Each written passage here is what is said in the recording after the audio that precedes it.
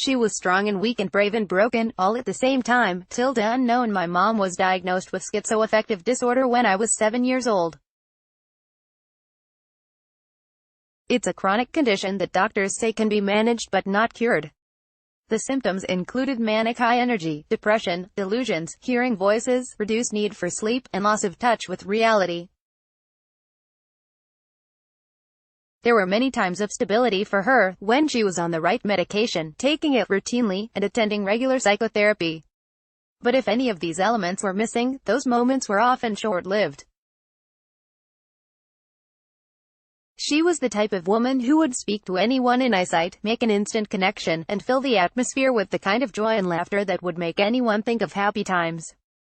For me, as I knew her well, any extreme traits that did not resemble these were signs that her body was not responding to the medicine and she was having what doctors call an episode. These were the times I knew she had to be hospitalized for stabilization.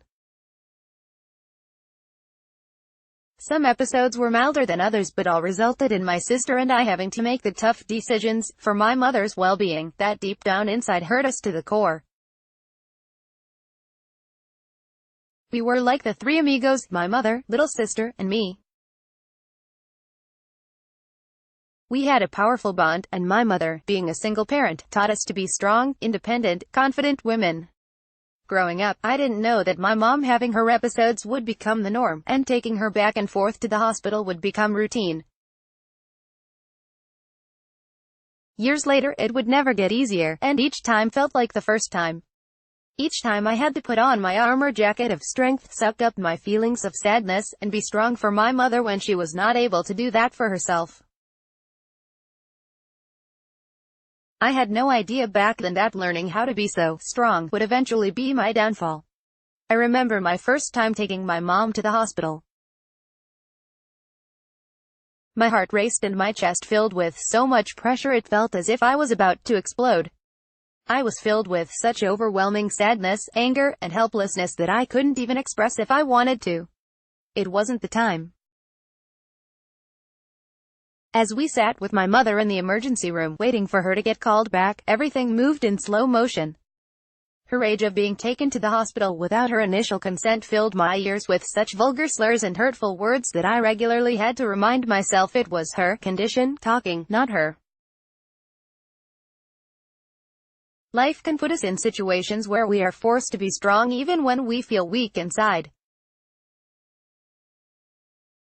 Society will give you the impression that being strong is a good thing. We are programmed to show strength and not express our weakness. It's almost this hidden outlook as if expressing your weakness will allow someone or a situation to break you, and once we are broken, we can't put the pieces back together. We become so good at portraying strength, we fool others into believing that we have everything under control and do not need help. But, as I found over the years of being the strong one and continually putting on my armor jacket of strength, I was doing more harm to myself than good. Here are some lessons I've learned since realizing that being the strong one is not always the best solution. 1. Don't isolate yourself from others. There were many times when my mother's episodes were extreme, and I didn't want to share my feelings with anyone in my inner circle. I felt like no one would understand what I was going through, and it felt like I was in a battle all by myself. Unlike a physical disease, there are so many negative stigmas that can come with having a mental disorder. The fear of both my mother and I being judged and ridiculed was enough to keep my emotions and thoughts to myself. During these times, being social was the last thing on my mind. I avoided social outings with friends and family like the plague because I felt like I was going through things they wouldn't understand. The more I isolated myself, the more toxic my mind became. When I was by myself, I would constantly dwell on my negative thoughts. They would race through my mind all day, and it was extremely hard for me to see the positive. On the days when I did have a brief interaction with my friends, I was no longer the voice of reason, but instead the Debbie Downer who no one wanted to be around. The calls eventually slowed down, and my circle of friends became smaller and smaller. Contrary to what I believed, when I finally decided to open up, it made a world of difference for me. When I told a close friend the details of what I was going through, she said she could sense something was wrong with me and extended her listening ear.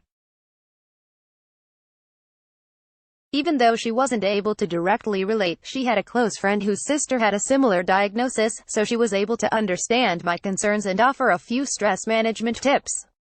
This one little moment speaking with my friend felt so freeing. I was finally able to open up to someone and not feel as if I was in a battle all by myself. Moments like those helped me realize that isolating myself was not aiding my strength but actually adding unnecessary stress. When you isolate yourself, you tend to feel like you're in battle alone and forget that it's innate for people who care about you to want to be there for you. Your friends and loved ones will be able to sense when something is wrong and will naturally want to offer support. By opening a dialogue, you might be surprised by how many people can relate in some way. Even if someone is not able to directly relate, there are hidden messages of encouragement that you can receive when you least expect it. Allowing yourself to be around others during these times can make a shift in your energy, which can help make your days brighter. 2. Don't hold your feelings inside. I think one thing many tend to forget is that holding your feelings inside doesn't make them go away. When you bottle your emotions inside, you are allowing the pressure of the buildup to take control of your body. These feelings cause more harm than good. When worrying becomes excessive, it can lead to feelings of high anxiety and cause you to become ill. Stress, according to the American Psychological Association, is the leading cause of some of the most severe chronic diseases. In the early years of my mother's diagnosis, I would allow stress to consume my life. When high levels of stress would occur, I frequently became sick. I would frequent the doctor for stomach pains and was soon told that continuing on that path could result in causing a stomach ulcer. Being strong does not mean that you need to keep things bottled up with no outlet. This is an unconscious thing we tend to do without thinking about the long-term effects. It is vital that we allow ourselves to handle the crisis by finding a positive outlet. Meditation and exercise can be great tools to use that will allow you to release the energy needed. 3. Let yourself be vulnerable. In every healthy relationship, there must be a sense of vulnerability.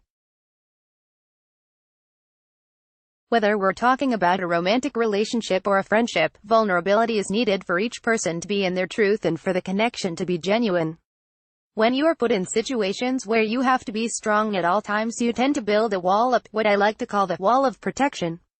This is a wall that builds over time and grows as you are forced to overcome more adversity. The more you are forced to be strong and fight your battles, the higher the wall gets. In these moments of struggle, you are forced to take on an intensive militant mindset, figure out the problem quickly, and find the solution.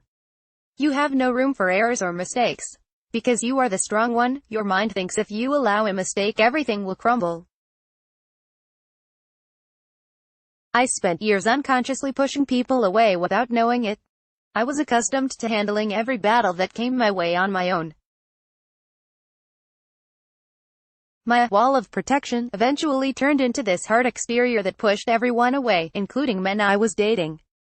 It shielded my soft, playful side and turned me into someone who was a pro at masking her emotions. How can you have a genuine relationship with no vulnerability? How can anyone get to know you if they only see and understand one side of you? Eventually, that relationship will drift away because it has no foundation to stand on. By putting on your strong masquerade, you block others from seeing the real you.